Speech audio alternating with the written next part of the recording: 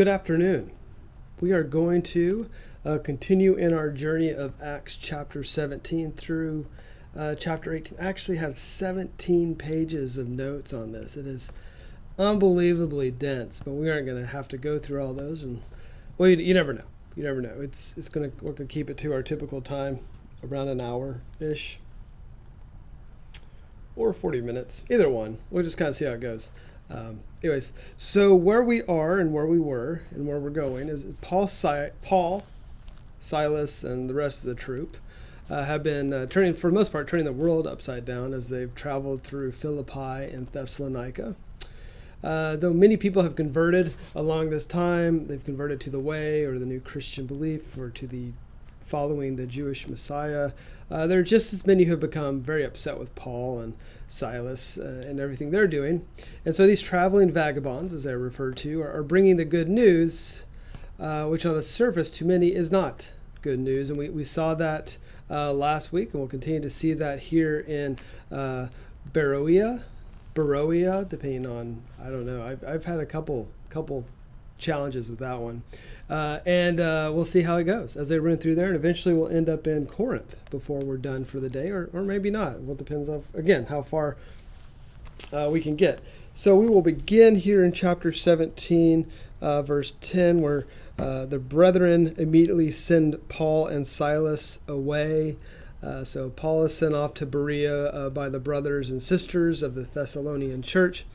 And he eventually makes his way to Athens after being kicked out of Berea because the influence of the Thessalonian Jews in Berea. So the Thessalonians have followed Paul to Berea. And again, it really depends on what translation you have. It could be Beroea or it could be Berea. So, again, depending on what translation you're looking at. Anyways, the Thessalonians had followed him, those who had already kind of upset with him and followed him to Berea.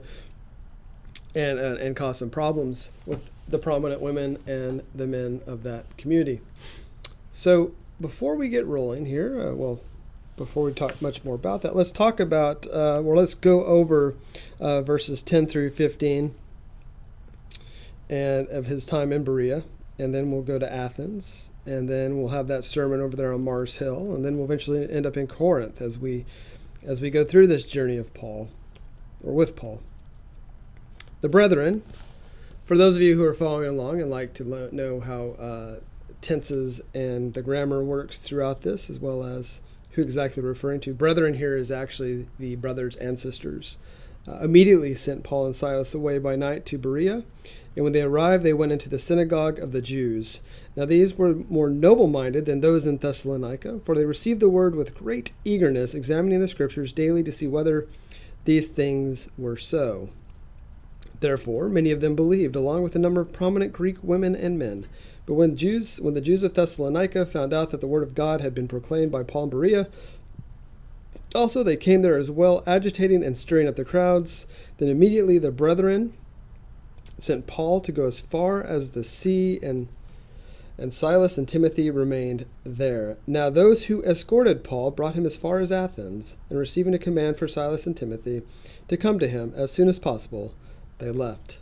There's a lot of things going on here. Of course, Paul doing a lot of traveling, but the time frames and stuff that we go through here sometimes looks like it's a couple weeks, sometimes it looks like it's immediate, a couple days. We'll hit on a little bit of that. But before we do, let's talk a little bit more about this. The trip to Berea takes Paul west, deeper into Macedonia. He will then head south on the Aegean Sea to Athens. We'll get there in a second. Okay, a significant land and sea voyage, as you can imagine, as you were going through this. Interestingly enough, this takes him further from Rome rather than closer to Rome. If we have gone on this journey with Paul, we've seen how his response to the Jews and God-fearers is different from what he says to the Greeks in Macedonia. He is able, and he does change his teaching methods and what he teaches and what he references depending on who his audience is, which of course all good teachers are able to do.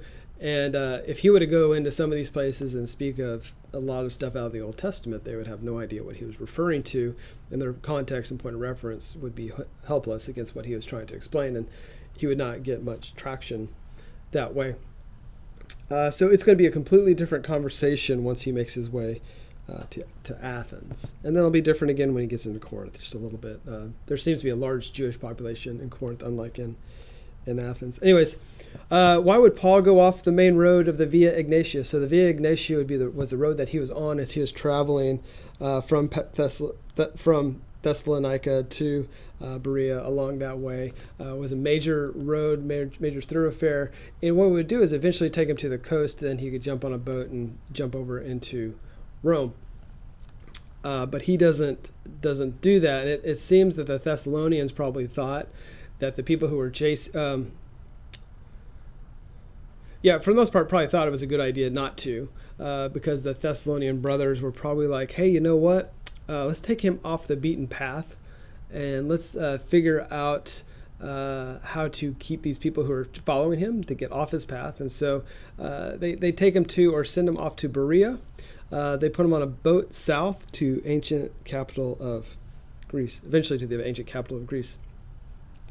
It was not clear, and likely it was not, that Paul wanted to even go to Athens.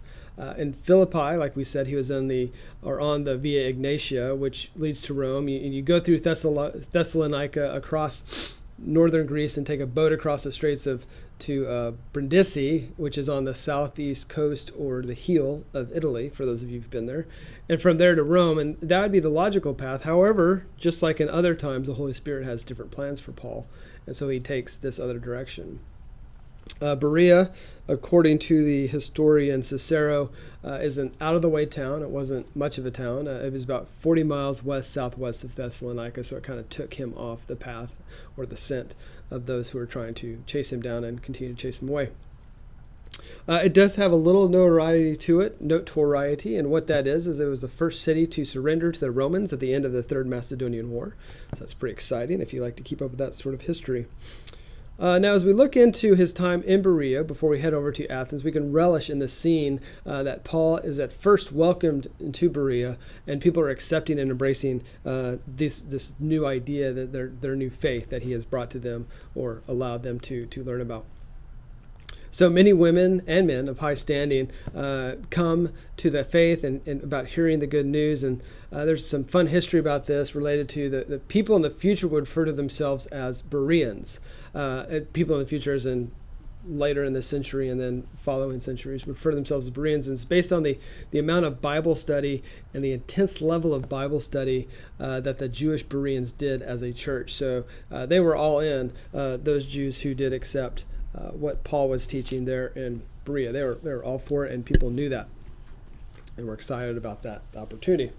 We'll learn more about one of these noble Bereans later on in chapter 20 when we meet Pyrrhus. As we look into verse 13, unfortunately, their evil is still lurking in the shadows, and the Jews from Thessalonica, like I said, pick up the scent of where Paul is and come down to harass Paul there. And as we look into verses 14 and 15, this time, notice that it's just Paul who is sent off as we look into this. Silas remains, and so does Timothy. He is put on a boat and sent to the intellectual capital of the ancient world, known as Athens, and for now he is on his own. Now, there are some people who say he could have, or the way, especially if you look at the way the King James is written, in order to throw the Jews off the tracks of Paul, they pretended they put him on a boat. Instead, they did a land journey down to Athens, which you could have done, but this is more obvious if you were to read through, say, the King James version of this version. Now, either way, he makes it to Athens, be it land or be it by sea, and then eventually sends for Silas and Timothy to come and join him. So his time in Berea was bittersweet. It grew, it looked like, into a decent, strong church, but there were also a lot of people who were against what Paul was teaching as well.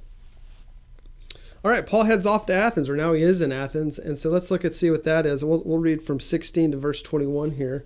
Now, while Paul was waiting for them in Athens, waiting for Silas and Timothy, his spirit was being provoked within him as he was observing the city full of idols. That's what I like about Paul. He is not a guy to sit around and wait for his friends to show up. He is already having the desire to do what he has been called to do, and so he is doing it.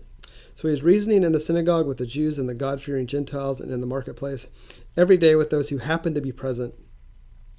And also some of the Epicurean and Stoic philosophers were conversing with him. Some were saying, "What would this idle babbler wish to say?" That is actually not a nice thing, is what they're saying.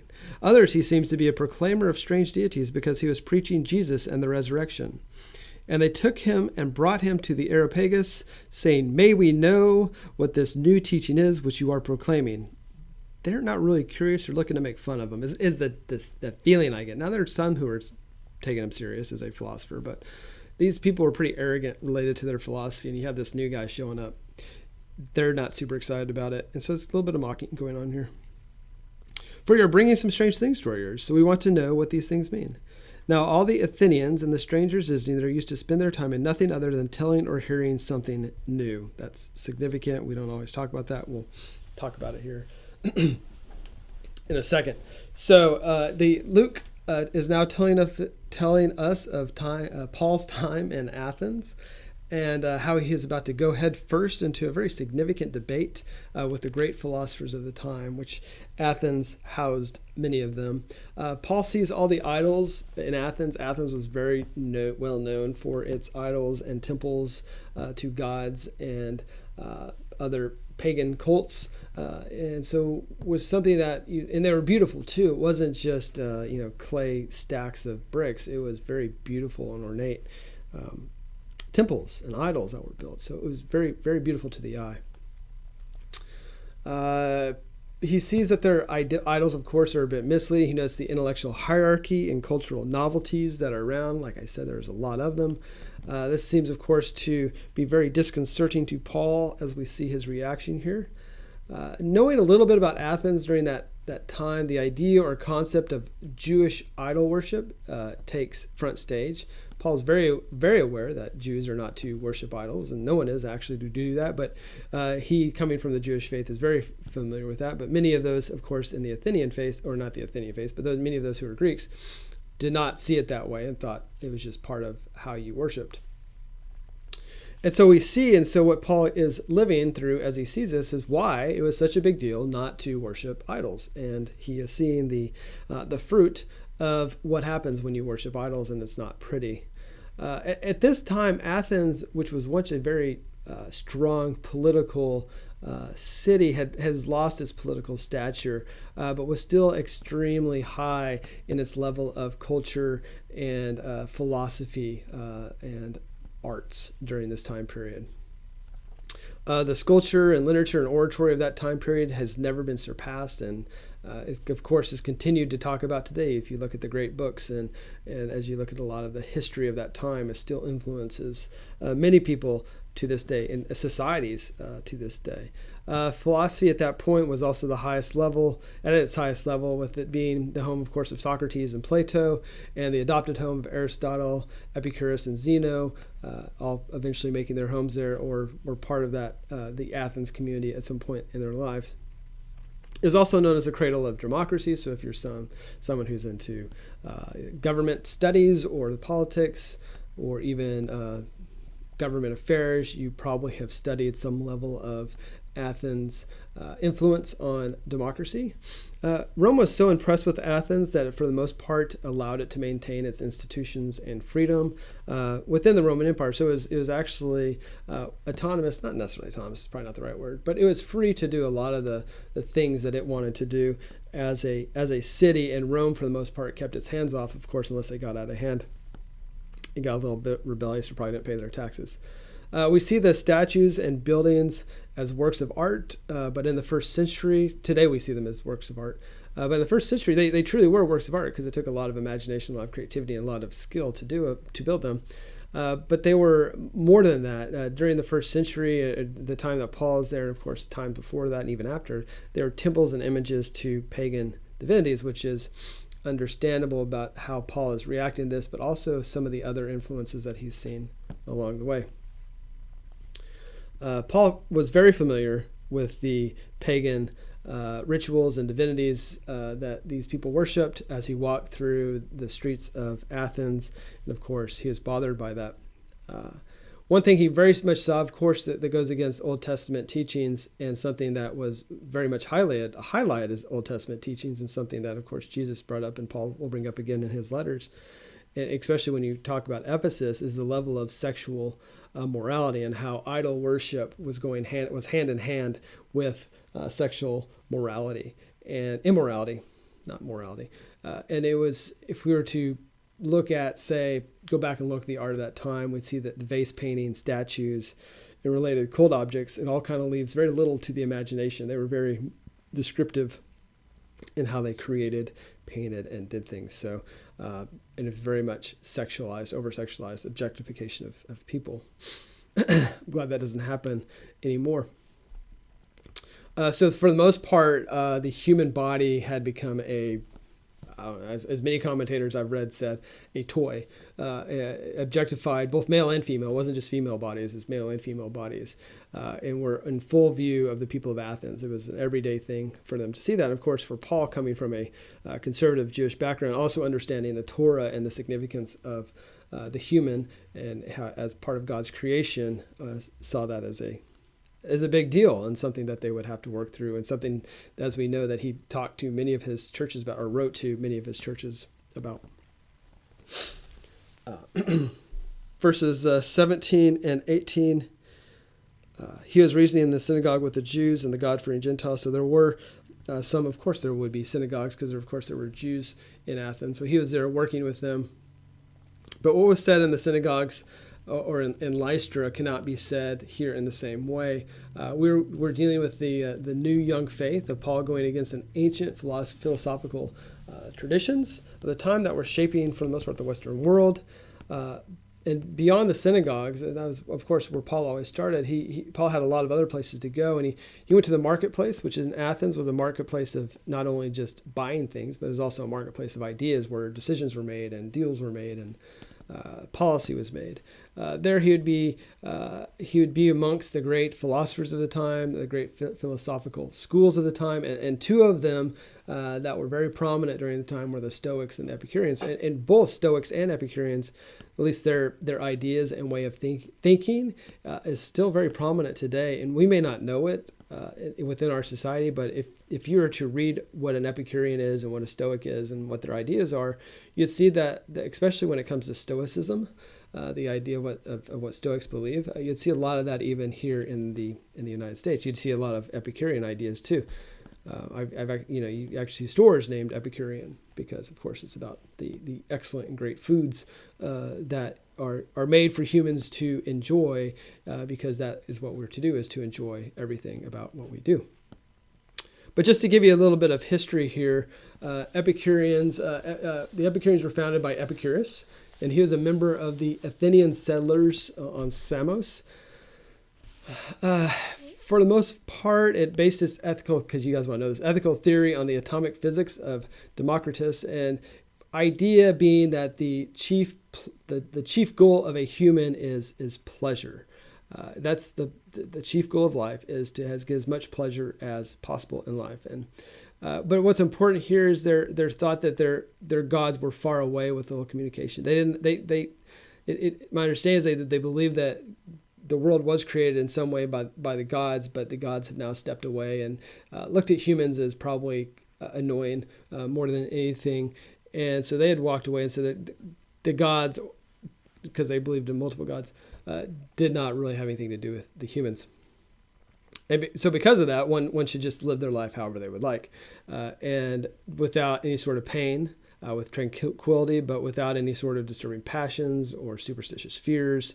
They, for the most part, wanted to figure out how to get the maximum amount of pleasure from a quiet and sedate existence. And that sounds very similar to a lot of what we try to do today within our society. Like I said, they did not deny the existence of gods, but believed the gods could care less about the humans. And so kind of lived in that way, really kind of focused on their own pleasure and own understanding of what it is to get everything they possibly could that's pleasurable for them in life. There's so much more. Books upon books have been written about the Epicureans, and especially its influence upon today, but that's just a very quick summary. The Stoics, on the other side, claimed the Cyprus native Zeno as their founder, and referred to Stoics because, for the most part, they met in the Stoa Poikile, which means a painted colonnade. So it was an area in which they met there in Athens. They lived with the idea of rational faculty, of humanity, and of self-sufficiency. So as you can see, that's something that's a very much an American principle of self-sufficiency. They believed that the gods were within the present world and within each human, referred to by some as pantheistic, where God is the world or the soul. So they did believe in a divine source that was within them or within the world, though not in a personal way. So it was kind of, for them, it was more about virtue and consisted of them getting in touch with and living according to an inner divine rationality. And its best, I would say it was probably marked by great moral earnestness and a high sense of duty. Again, you dig a little bit deeper and just reflect on some American values. You see a lot of Stoic as well as Epicurean influences within a lot of stuff of how we live on our day-to-day lives. So we give just a quick and brief summary of what the Stoics and the Epicureans were like. Though they were very different, they both agreed that the Jewish religion would not work on reasonable people. It just doesn't seem to work within their worldview and context. So for the most part, they kind of looked at Paul as a retailer of secondhand scraps, kind of the B movie of religion and philosophy, kind of picking the pieces and parts, especially the less desirable ones, of other philosophies and trying to piece together his own philosophy. So you could think of him as an itinerant peddler of religion, something that people in Athens were, of course, very familiar with because there were a lot of people who would do that. Others thought he was more of a propagandist and spreading lies of foreign gods. So you can see that it was not a environment that was very conducive to really spreading new ideas, especially ones that would make people slightly uncomfortable and have to change their ways just a bit.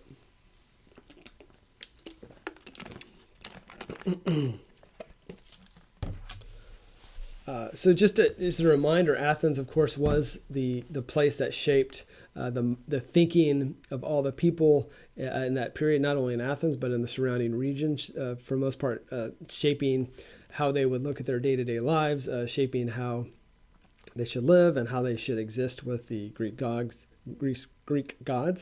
Of course, most of the people there had not studied philosophy, just like most people today have not studied philosophy or religion or government or anything of the liberal arts. But the philosophers shaped their thoughts of philosophy and economics, just like that happens today through either some level of education or also just through government policies or economic policies and affairs. So same sort of thing happens here, and people just kind of flow with it and kind of pick up parts as they go.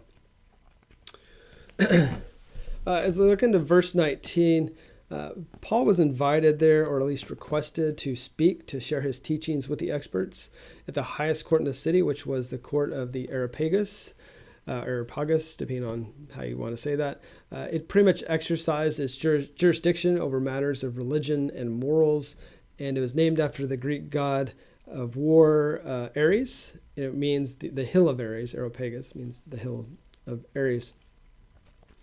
It was high on a rock, still is to this day, where you could see the marketplace and see the Acropolis. It was not the most friendly place to come as a visitor of someone, especially with new ideas. The people there were people who liked to confront and ridicule those who had come with new ideas and beliefs. Of course, something that Paul had come with, at least to them. This divinity, this God, was new. They were not familiar with this God. So to them, Paul is teaching on foreign divinities. One of those reasons is because he brings up the resurrection, which to them they think is another God. So multiple divinities. They use their own worldview to help them shape kind of what they were hearing from Paul. Good thing we don't do that anymore. Again, I've said that 3 times a day. We know that it was a single God, but that would not be understood by the Greeks because they were like, well, you might as well just be an atheist. It's, why don't you have like 100 of them or more? Because that's how it really works. It was there, of course, just like we do today, take what we know in our context and how we were raised, and we apply new things that we hear to what we already know. And sometimes we will flex with it, and sometimes we won't. Paul spoke of the resurrection, which is anastasis in Greek. So to them, the people listening would, like I said, anytime you use that word resurrection, many of them would be like, oh, okay, so you're talking about another god. And since anastasis in Greek is feminine, it would be to them a goddess. So the resurrected Messiah to the Athenians would be a goddess, and not, of course, Jesus, who was God and male. So for the most part, they would think of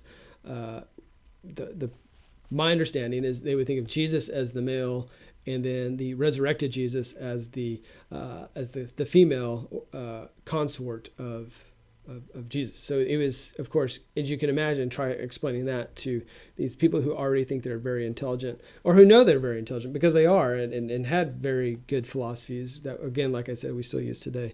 So Paul had quite a challenge in front of him, and fortunately he was really good at what he did. So in verse 18, the idea of word scatterer or babbler is, of course, full of contempt. Some would say idle babbler. Again, it depends on your translation. For the most part, they're saying you are somebody who has no sense what you're saying, and what you're saying is foolish, and it's no good for anyone.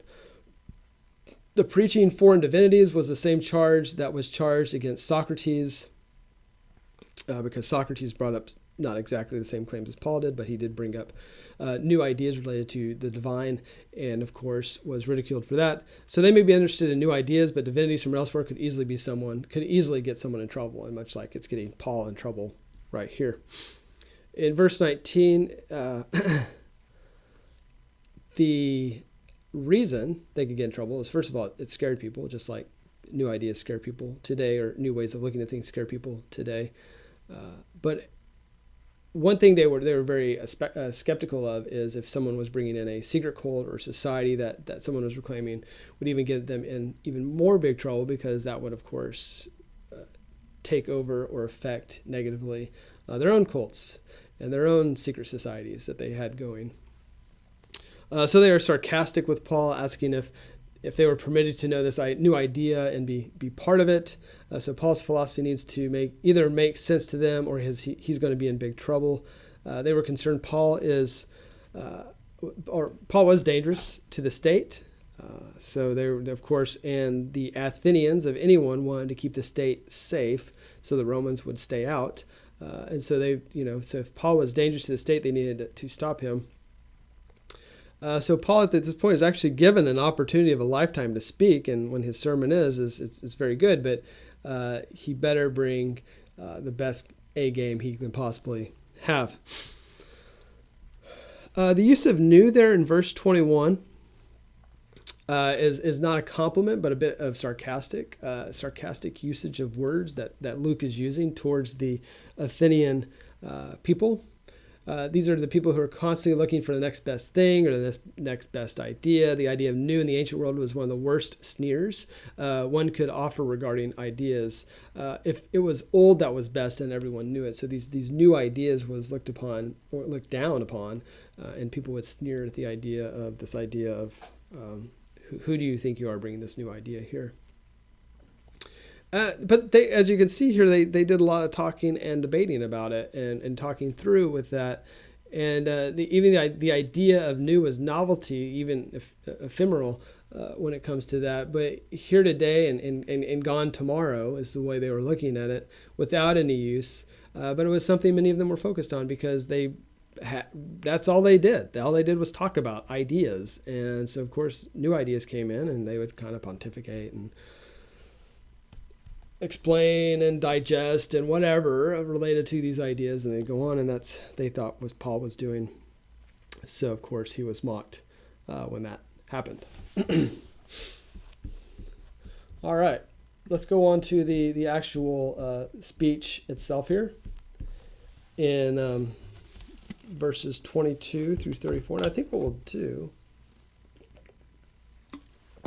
because I think we have time for it, is that I'm going to go ahead and read 22 through 34, the sermon on Mars Hill, and we will go from that. Now Paul was waiting for them in Athens. His spirit was being provoked with him in him as he was. Oh, gee whiz! That's what happens when you get distracted. Let me go back to actually verse 22, not verse 16. So Paul stood in the midst of the Areopagus and said, "Men of Athens, I observe that you are very religious in all respects. For while I was passing through and examining the objects of your worship, I also found an altar with this inscription: to an unknown God. Therefore, what you worship in ignorance, this I proclaim to you. The God who made the world and all things in it, since he is Lord of heaven and earth, does not dwell in temples made with hands, nor is he served by human hands as though he needed anything, since he himself gives to all people life and breath and all things. And he made from one man every nation of mankind to live on all the face of the earth, having determined their appointed times and boundaries of their habitation, that they would seek God, if perhaps they might grope for him and find him, though he is not far from each one of us. For in him we live and move and exist, as even some of your own poets have said. For we are also his children. Being then the children of God, we ought not think that the divine nature is like gold or silver or stone, an image formed by the art and thought of man. Therefore, having overlooked the times of ignorance, God is now declaring to men that all people everywhere should repent, because he has fixed a day in which he will judge the world in righteousness through a man whom he has appointed, having furnished proof to all men by raising him from the dead. Now when they heard of the resurrection of the dead, some began to sneer, but others said, We shall hear you again concerning this. So Paul went out of their midst, but some men joined him, and he believed, among whom also were Dionysius the Areopagite, and a woman named Damaris, and others with them. Oh boy, what a speech. Many would say that this is actually just a summary. So Luke has given us a summary of Paul's speech. Because you can imagine, I mean, Paul is one of those guys, he would speak for hours at a time. I mean, you got to think about the poor kid who fell out of the window falling asleep after Paul was preaching or speaking for so time. And so it could very well be the full speech. But you'd think that he was in front of everyone at this point, and all these people were listening, and he had the center of their attention. He probably would have gone a little bit ever. And so, either way, it's excellent what he's placed out here, and it really is a guide. But I'm just saying, based on the tradition of Greek history writing and how things were done during that time, this very well could just be a summary of his speech. Either way. One other way to look at this is possibly as a summary is that, like I said, this could only be 2 minutes if you read it in Greek. And the guy, like I said, the same guy who's spoken for hours. But another way to look at this is, how would you look at this? Others say it's so different that anything that he wrote in Romans, there's no way he could say it. So some people say it would be inconsistent with how he spoke and wrote in Romans, that this doesn't seem like it's even Paul at all, and probably Luke transcribing or a scribe summarizing, or Luke summarizing what was said. It could be. One reason that is, it kind of seems a little bit Hellenistic. So we know that Luke was a Gentile, and so he could have had kind of more of an influence there. Either way, it is a very important passage that are given to the Greeks. Here Paul presses the buttons of the local culture for the most part. He gives a nod here or there to those that they worship, mainly to show that there are some hooks in their belief culture that would tie into what Paul was teaching. So he's trying to relate with them by bringing up their own beliefs and their own religion, which makes sense. Otherwise, you're just talking past them. And so he seems to identify some hooks that he can use, which any good teacher still does to this day. There in verse 22, when the gospel is presented to pagans, it was necessary, because that's what they were referred to back then, it was necessary to state very early that he was speaking of the one and only living true God, something that was accessible to all, yet clouded out by all the other gods and related idols. So he had to make that clear up front. Otherwise, they would try to add in additional gods and idols to that. Paul is giving an excellent template here to how to preach to pagans, similar to the speech given that he gave in Pisidian Antioch back in chapter 13. He does not go with the typical Hebrew passages, as they would not understand it. Instead, he quotes from Greek poets, yet it is still firm on biblical revelation from the Old Testament, if you were to really to really, really, really dig in to this. It still starts with God as creator and ends as God as judge. And even though he doesn't use a lot of Old Testament references, he still makes those 2 points, which of course is what we need to do. He notes here that they are very religious, or better understood today as superstitious is actually the wording that he's using here. They're very superstitious because they have all these gods that they believe in, even the unknown gods that they seemingly believe in. It was not allowed to complement. So the reason we can say with some understanding of what was going on during that time, so to have it with some sort of confidence here, it was you were not allowed to go into this court and to compliment the people of the court, thinking that I'm going to get on the good side of these people if I compliment them. So instead of complimenting them, Paul refers to them as superstitious in their beliefs, and they would actually take that better than they compliment, because the compliment's like, well, what are you trying to do here? What kind of trick? What kind of game are we playing here? And so this is actually a very smart way to do that. In verse 23, he brings up the unknown God transcription, or some, like Jerome, one of the early historians and writers, fathers of the church, have translated what he said here as the gods of Asia, Europe, Africa, to unknown and foreign gods, is what the inscription said. He may have meant what we read as unknown gods, because there were times when altars had come into disrepair and were repaired, but they could not figure out who the god was who was associated with that altar, and so they put an inscription of unknown God. Mainly it was just based on them not knowing who the god or goddess was, who the altar was originally built for, and so they would do that. So that could be one reason why he sees those and he brings that up.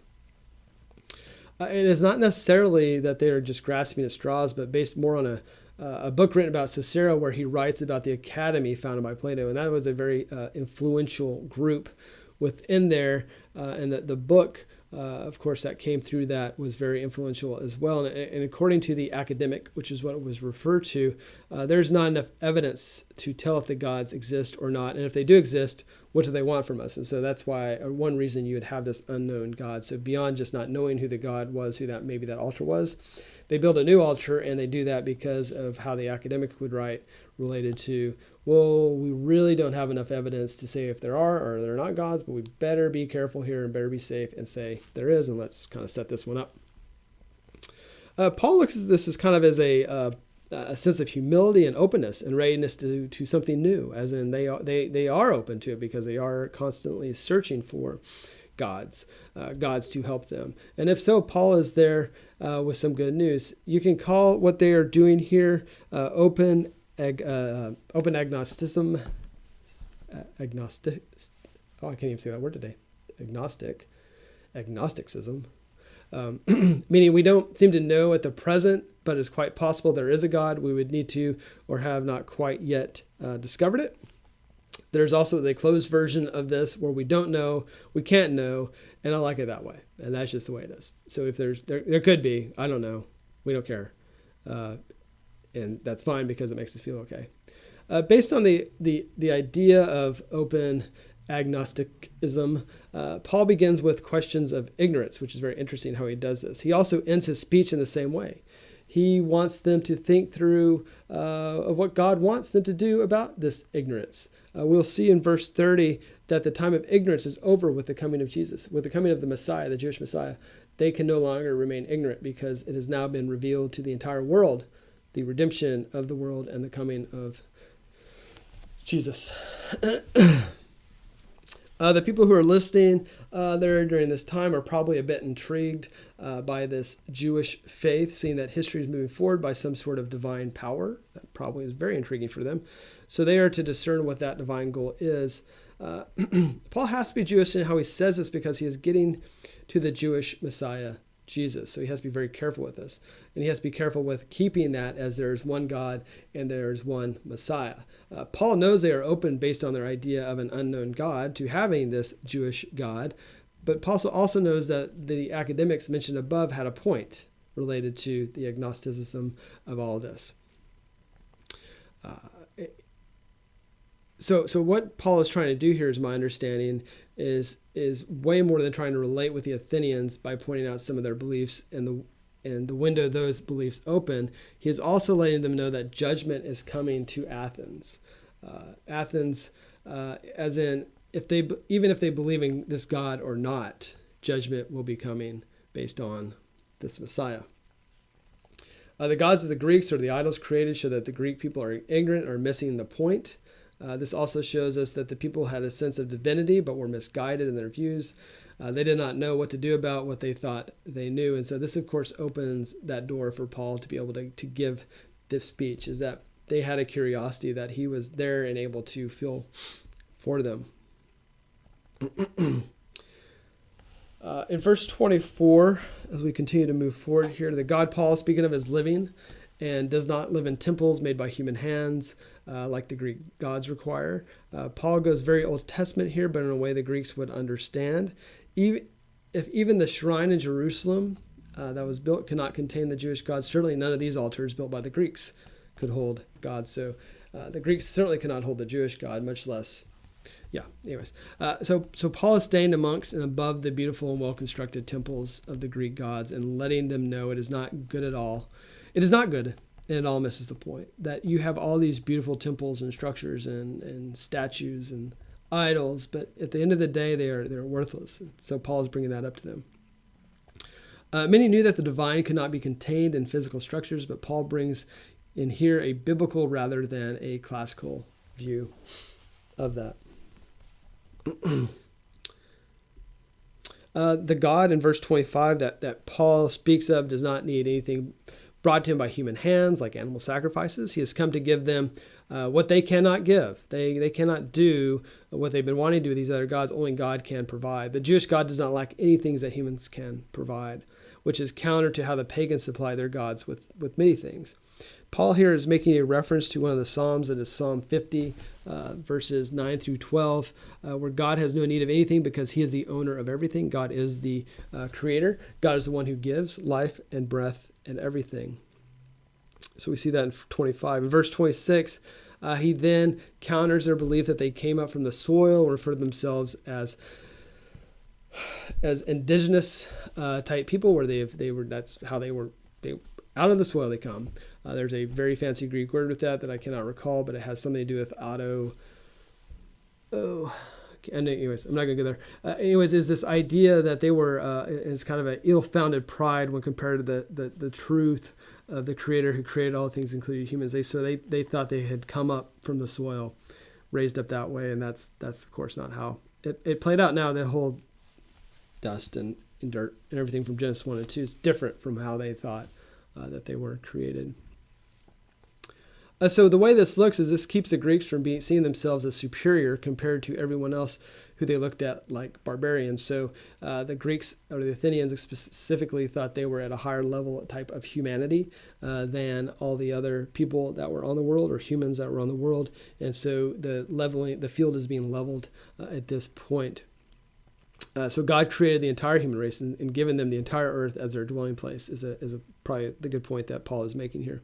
According to Genesis, the earth was created for humans before humans. And this is the original text is emphasized as the divine plan of God. And as we look into verse 27, that they would seek God if perhaps they might grope for him and find him, though he is not far from each one of us. So showing us here that God even arranged the seasons and the time and place of humans. This was for the well-being of humans, the way that God had set everything up, so that the humans would have a desire to seek God for what he has created. They would look upon creation, nature, however you want to look at that, and see God in that and want to worship and come closer to God because of that.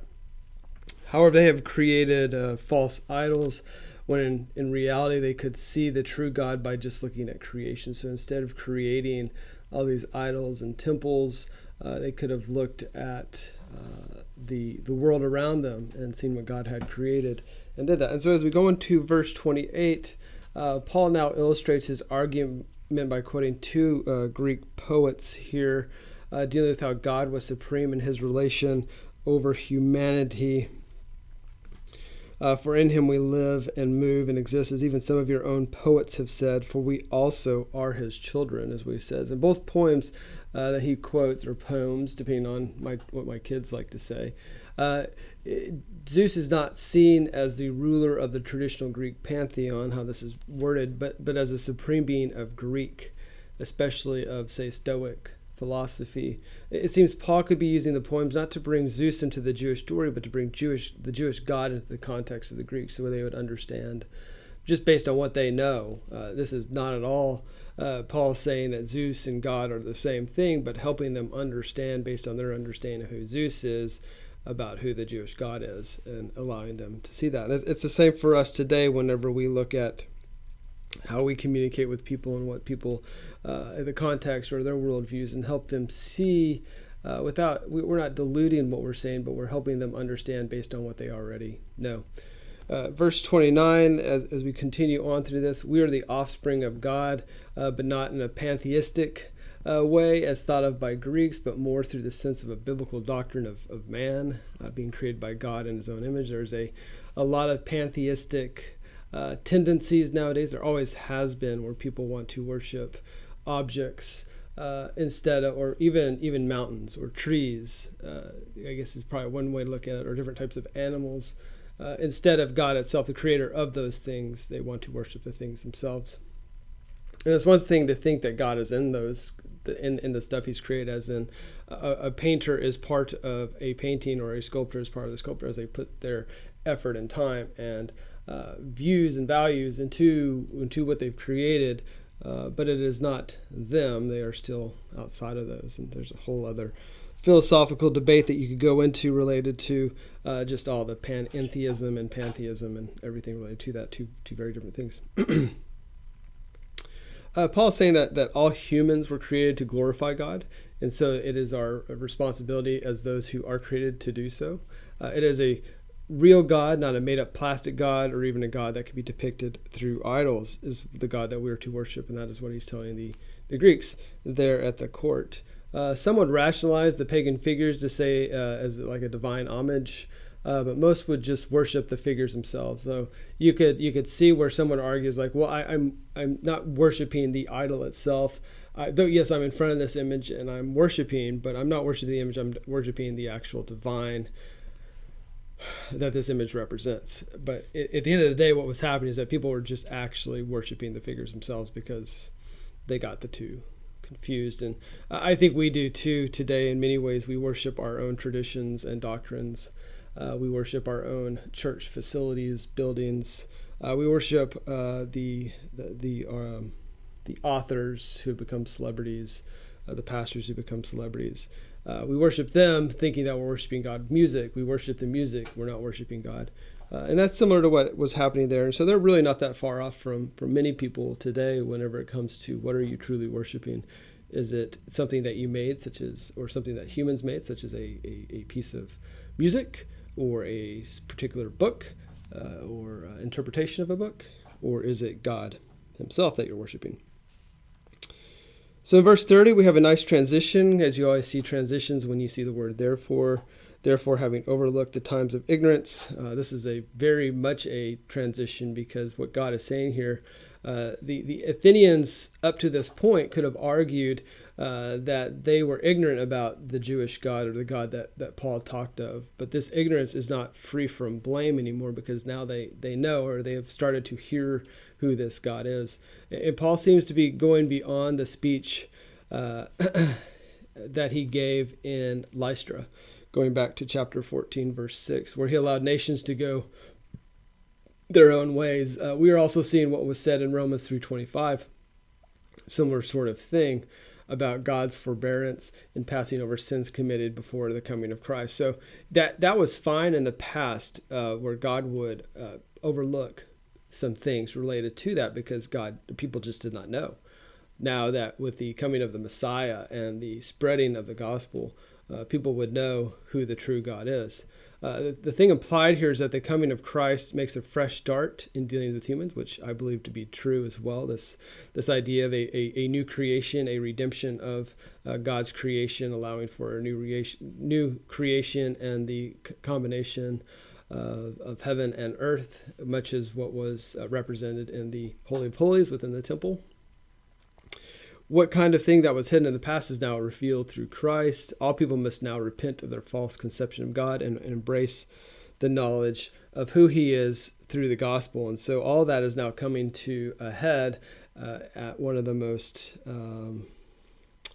pagan-like communities in the world at that time. So verse 31, so the one who created all is also the one who will judge all of humanity, is what we'll see here. This eschatological judgment that we see here would not be something that would be easy for Greeks to understand, as it was not part of their system of beliefs to think of what the end would look like in the same way that the Jews or the early Christians would think the end would look like with the coming of a Messiah. It will be Jesus the Christ who will be the judge of all, which would be a surprise to them, as he was the one who is resurrected to do that very thing. That's why Jesus was resurrected to come again. Oh, well, that's probably simplifying that a little too much, but that is what that leads to. The speech comes to an end and seems to be a great summary or introduction in Christianity to pagans. You could call it Christianity 101, a very quick overview. The Greeks would, at this point, would need to understand that this is not just a philosophy. They like dealing in philosophies, but this is more of involves moral and religious responsibilities, spiritual responsibilities beyond just a philosophy in which you pontificate about with your buddies every day there at the court. Based on what this is, based on this responsibility that now has come before them, they're to understand that it calls for repentance is what they are to do at this point. And the knowledge of God in the Old Testament points to the same moral order as truth, goodness, and love, and that's what he's pointing to. And what this is, at the end of the day, and because Paul is Jewish, he is providing a very Jewish viewpoint that he is giving to a Gentile crowd, but it is typical of Jewish apologists, which Paul was, to do that during this time. Defender of the faith is what he is doing. Remember, God is the Jewish God. He is the creator, which is the foundation of all good news. We must have the creator of God, or it is not good news. We must have the how do we want to say this? We must have the redemption of God's creation, or it is not good news. If there's no redemption here, if people cannot repent and be redeemed, there is no good news. What is the point? You know it is good news because the Jewish God redeems. It is not them having to deal with a bunch of Greek gods who are squabbling as well as being a bit malevolent towards humans. It is a God that loves, a God that is truthful, and a God of wisdom and compassion and grace. Verse 32, as we wrap up chapter 17. Now when they heard of the resurrection of the dead, some began to sneer, but others said, "We shall hear you again concerning this."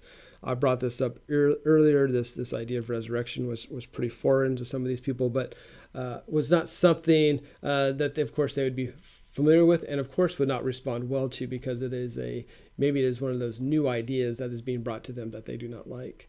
The Epicureans would not have agreed with him regarding resurrections, or probably some of the ones who ridiculed him just based on the Epicureans did not believe in resurrection, for lack of a better word.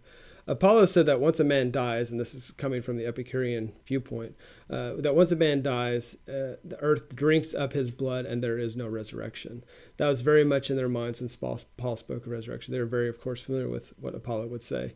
And it'd be a worldview, as you can imagine, that would be hard for them to turn away from, just like we have our own kind of ingrained beliefs and traditions and ideas that's hard for us to turn to whenever we start hearing truth about who God is, which is sometimes counter to what we were taught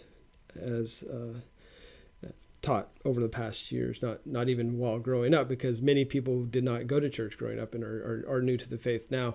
So for us to always go back and say, oh, it's what you learned when growing up, well, it's really not.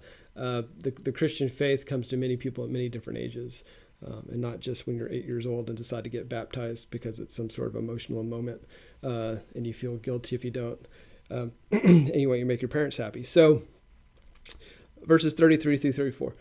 He now leaves the court and will eventually leave Athens, but he does have a few who will follow what he says. One is a member of the Areopagus. His name is Dionysius. We'll hear of him again. He ends up being he's actually the first bishop of Athens. And he is according to Eusebius, which I've brought up before, one of the Roman, Greek, Hellenist, let's just call him Hellenist historians of the time. He was a leader of the church early on there in Athens. Damaris was probably a foreign woman, perhaps from the educated class of Hetarii. She could have possibly been married to Dionysius, some people have said. She was probably a bystander listening into the debate. It is not likely that she was a God-fearer, but probably just someone who was a Gentile who heard the story or heard what he was talking about. It would be odd that she was Athenian, because Athenian women did not attend courts like this. So most likely she had to be foreign. So a lot of different cultural and cultural details that we cannot go into related to Athenian women and their place within the courts at that time. So, all right, that's the end of chapter 17. Let's go into chapter 18, and we're going to do the first part of that. We're going to do the first 11 verses of chapter 18 and go from there. So let me read this where Paul actually leaves Athens. He heads southwest to Corinth, where he'll spend, for the most part, the next year and a half. Some people say he's there for 2 years, but it seems pretty, well, it says a year and a half here in the Bible. So, but I have seen some interesting commentaries that says 2 years. Maybe they've seen something else or have interpreted it a little bit differently. Anyways, 18, 1 through 11. Let me read that, and we will continue on Paul's journey as he travels. After these things, he left Athens and went to Corinth, and he found a Jew named Aquila, a native of Pontus, having recently come from Italy with his wife Priscilla. Because Claudius had commanded all the Jews to leave Rome, he came to them, and because he was of the same trade, he stayed with them, and they were working, for by trade they were tent makers. And he was reasoning in the synagogue every Sabbath and trying to persuade Jews and Greeks. But when Silas and Timothy came down from Macedonia, Paul began devoting himself completely to the word, solemnly testifying to the Jews that Jesus was the Christ.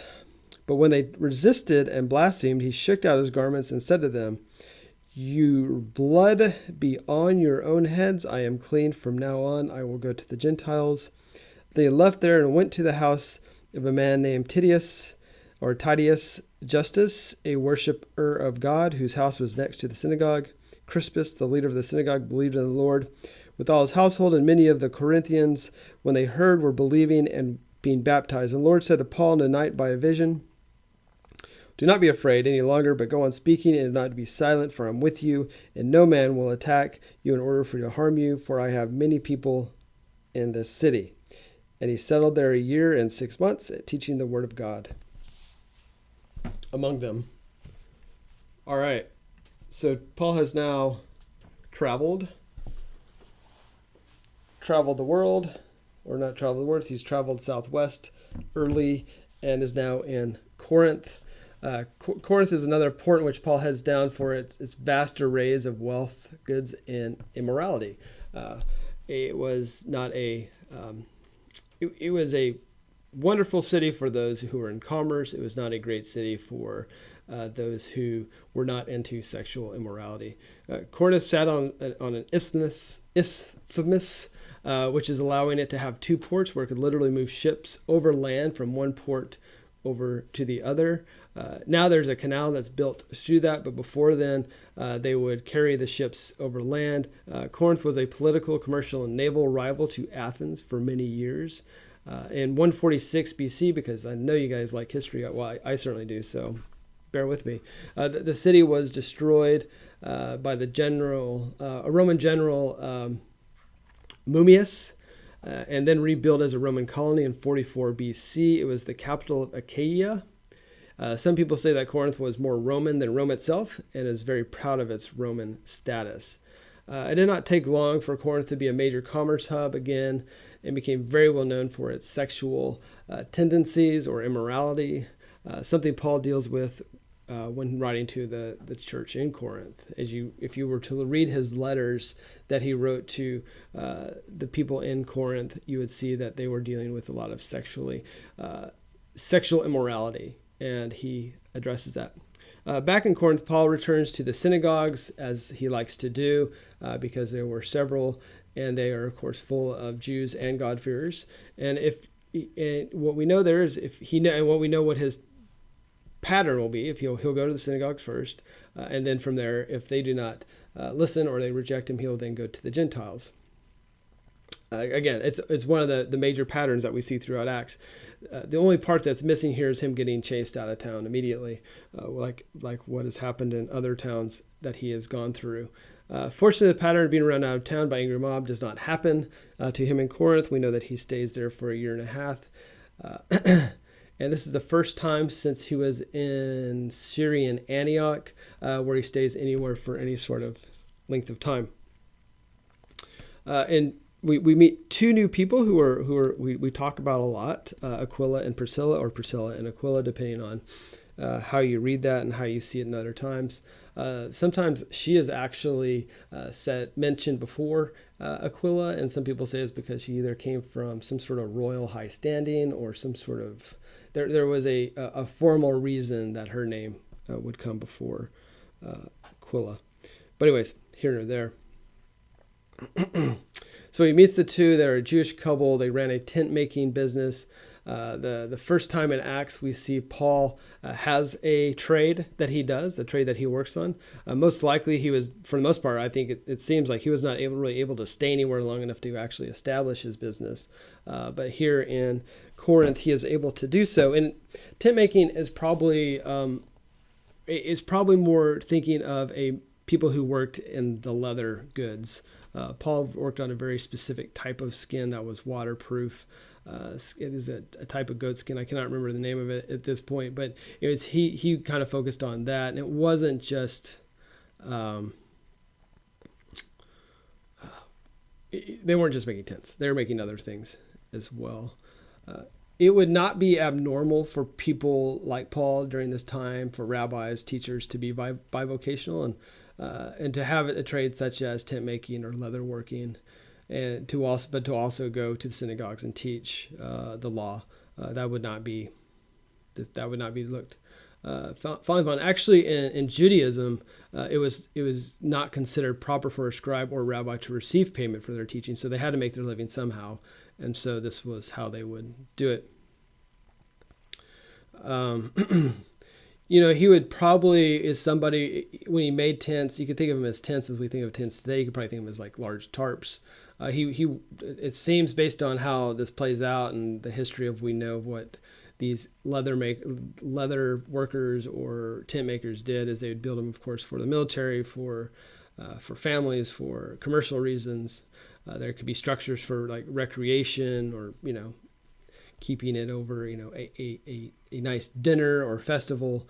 So they were pretty busy people and had quite a demand for their goods. So it seems like Paul here is either taken on as a partner, or maybe he obviously has already done the work, or maybe he just comes in as a day laborer for them. But anyways, he comes in and he develops a relationship with Aquila and Priscilla. We hear the two again in 1 Corinthians 16:19, as well again in Romans 16:3. They seem to travel around just as much as Paul does between Ephesus, Corinth, and Rome. And you can imagine that people who did this sort of business would travel, going to trade shows, conferences, just finding where the need of their goods are, and would go there and to, of course, sell them.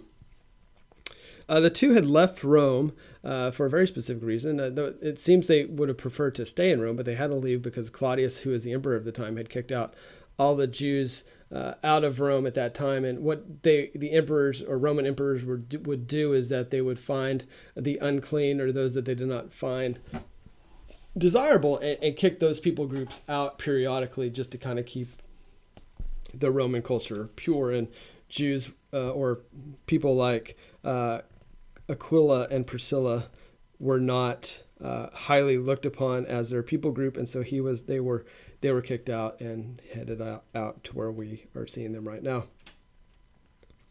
There are some historians beyond just what we see here who can verify this decree, though the dates around this are not really clear. The Roman historian Suetonius says that Claudius kicked the Jews out because they were rioting, which is probably likely. Jews at that time liked to riot, especially when people came in claiming to be the Messiah or bringing in some good news.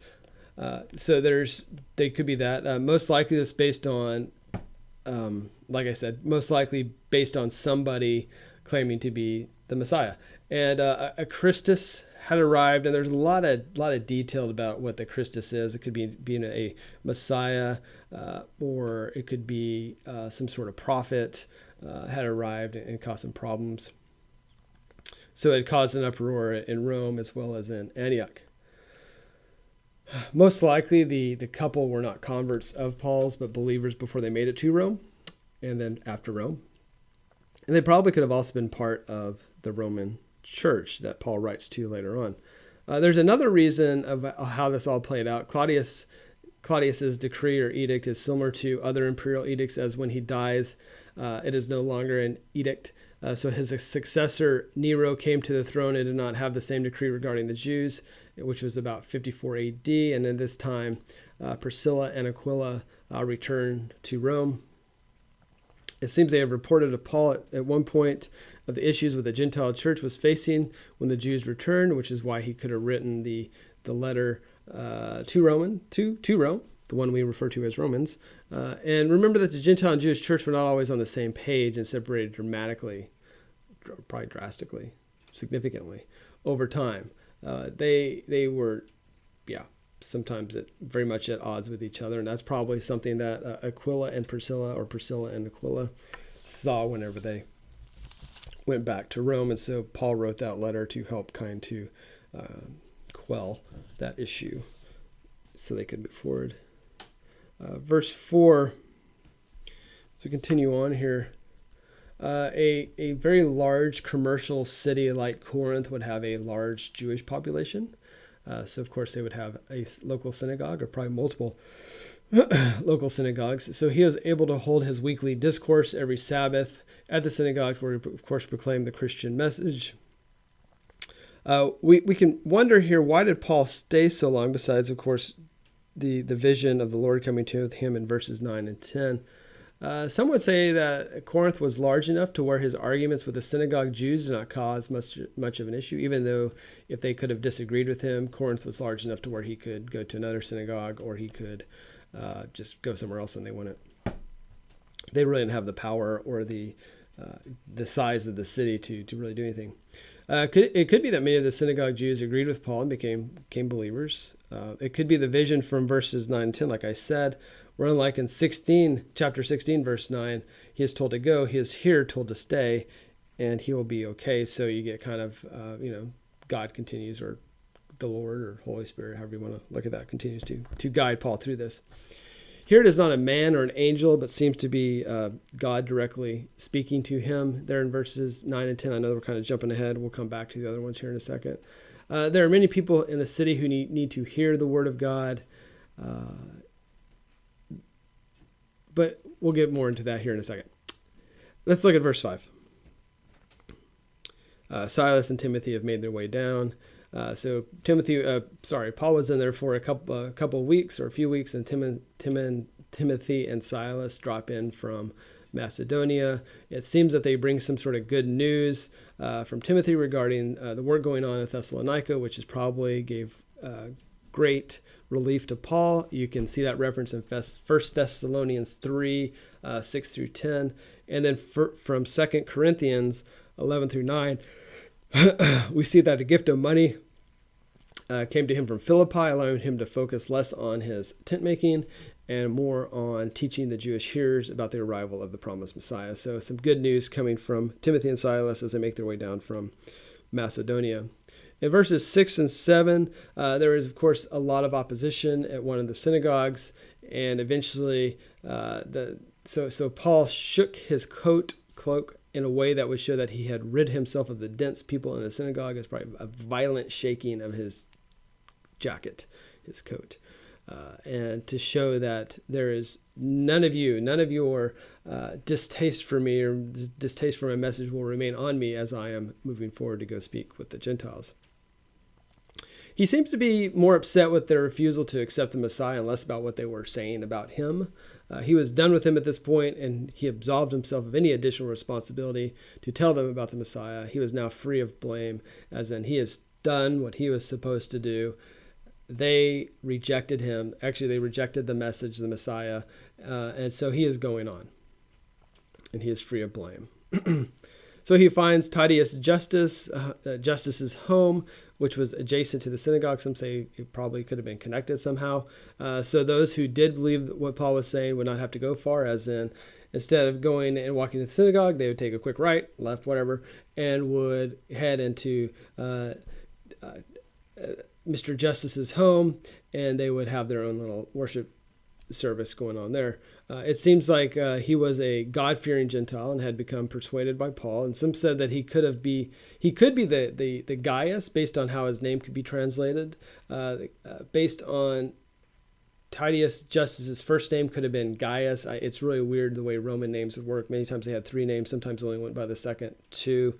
The Gaius could have been what they refer to as praenomen, which is his first personal name given by the parents. So he could have been Gaius Titius Justus.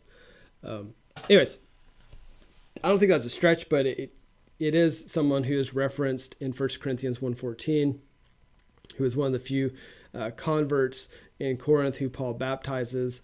He would be the one who would seemingly house the early church in Corinth, and based on the amount of people that he was able to fit into his house, he seemed to be a person of means. So he had a large home for people to gather in. That's a little bit of history there. Verse 8, Crispus here, who's the leader of the synagogue, decides to be baptized and become a believer. You could imagine that was quite controversial as the leader of the synagogue.